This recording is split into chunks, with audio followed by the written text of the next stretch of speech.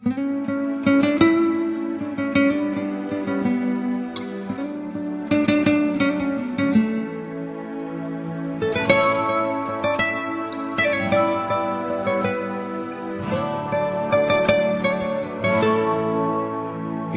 zlatih oblaka plovi duga šarena, more valove po žalu proliva. Svaka 2-3 koraka stoji kuća kamena, mater mušku dicu glasno doziva.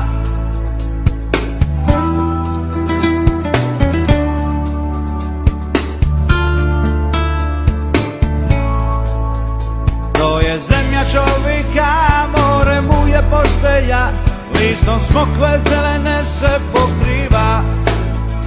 Ima srce diteta, pogled mu je kopriva, tu iz mora raste cvit od kamena, tu sam rođen ja. I da Bog za me nacrta ženu, kakvu sam čeka, neka je crta ka posljednju želju, ja bi mu reka. Bila bi sjenica u najljepšem oku, najljepša zvijezda na nebu visoku. Bila bi ka Dalmacija.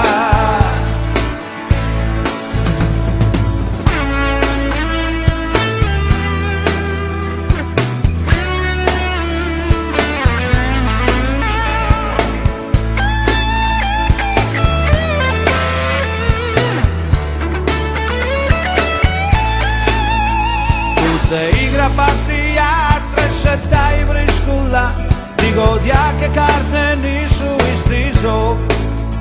To na mojim rukama rađa se u mukama, moja zemlja nek je čuva, dragi Bog, nek je čuva Bog. I da Bog za me nacrta ženu, kakvu sam čeka, neka je crta ka posljednju želju, ja bi mu reka. Bila bi sjenica u najljepšem oku, najljepša zvijezda na